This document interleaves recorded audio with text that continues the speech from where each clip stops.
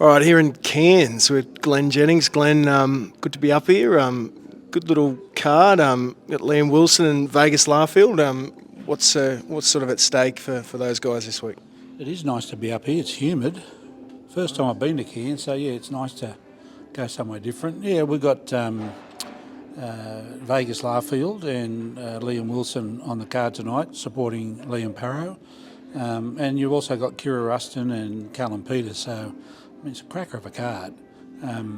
For my guys, for Liam Wilson, big opportunity for Liam to re-establish himself in that top few to get to the mandatory.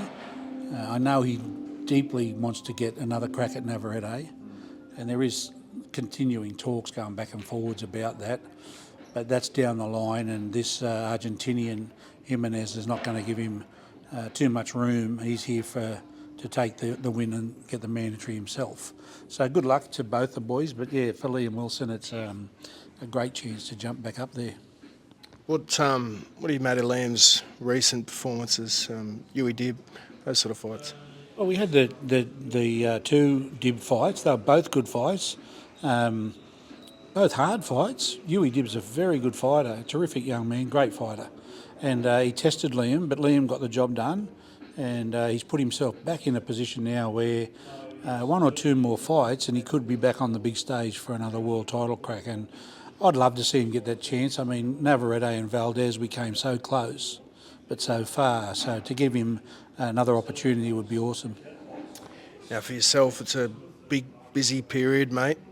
This week you got a couple of guys on, and then a few weeks' time you're heading to Vegas. Tszyu, the big rematch against Sebastian Fundora. How's Tim going? Tim's going great. I mean, you've only got to consider the first Fundora. We had a 7-day preparation. This one's been a full camp, and we've had some great sparring. Brought a couple of internationals in for Tim, big fellas, Southpaws. So he'll be well and truly ready for Sebastian Fundora. And I'm sure Tim, I know Tim's in the right headspace, and I know that for Tim this is his biggest fight of his life. This is the WBC title, and he would like nothing more than to bring that green belt home. He's basing his camp here in Australia. What's the thinking behind doing that? Oh, look, I think we spent so much time in America over the last couple of years, long camps, and I think he's just at that stage now where there's a degree of comfort that comes with being home. Everything that he wants is here at home, his recovery, all of that's in place, and it's very bloody hot over there. We were there 2 weeks ago for the media and the press tour, and it was hitting 42 degrees and they weren't even deep into summer. So we'll go back over for 2 weeks. We'll head out on the 4th, and he'll have 2 weeks to get ready. So it's just felt right to do this one at home, and I think it's been a great outcome. To look back at that first fight and all that's happened since, any lessons you learn in that first fight in Vegas? Any things you'd do differently? How do you sort of look back on it all? Lots of lessons. The day we stop learning lessons is the day we should give up. The reality is there's a lot of things that we reviewed. The cut, the fact that Tim fought through the cut. There's a lot of talk about should it have been stopped and who's responsible for that stop and all of that sort of thing. And look, we've addressed all of that, and we've moved on to a good place. And then, of course, Mertzalayev, which was one of those nights that you'd love to forget, but you can't. It's a reality. And that was a chance for Tim to really dig deep and look at himself and see what he has to do to resolve those issues and learn from them and come back stronger. And I'll always have 100% confidence in him, as you should with your fighter.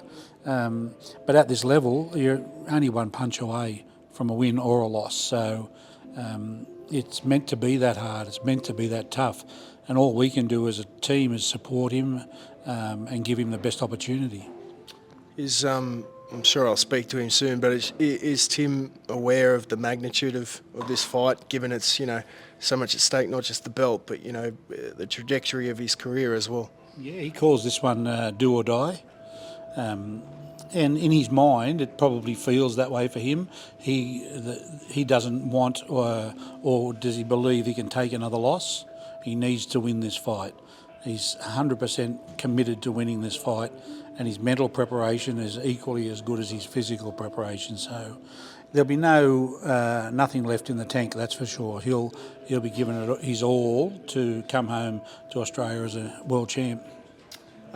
Nikita Tszyu. Lots of talk, a lot of chatter. Where is Nikita? Spoke to him a couple of months ago at Tim's fight. We haven't seen him since. What's the latest on Nikita Tszyu? Yeah, look, it's been a bit troublesome. The rehab on that hand surgery, it's been a bit slower than we anticipated. It is happy to say coming good at the moment. He's not far off. I think in a perfect world, we'd love to have him back in the ring in August.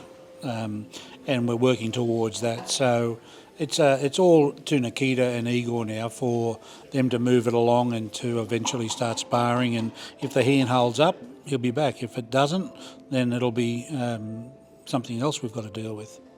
Now, I've been given the task of deciphering whether there's any fact in this, but has Michael Zerafa got a contract to fight Nikita Tszyu and Tim Tszyu? Can you confirm or deny? Look, that's a question for Matty Rose, but from my side, it's a good headline.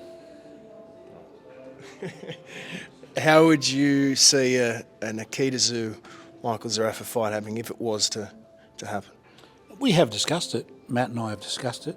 We don't have a problem with Nikita and Michael Zerafa getting together eventually when the time's right. But as I just said, like Nikita's got a fight to go, and he's got to get back into the ring, and he's got to be ready for that. And if it falls into play that Michael is down the line somewhere, great.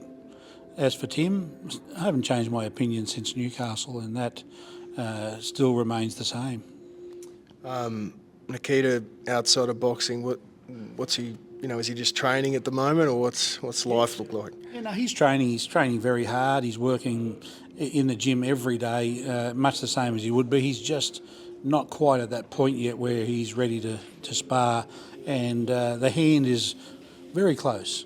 But you can't put a date on these things. It was a multiple hand surgery, and it's just taken a bit longer than we would have hoped. But all things considered, pretty happy with where he's at right now, and fingers crossed we will see him in August. Nice one. Thanks, mate. Appreciate it.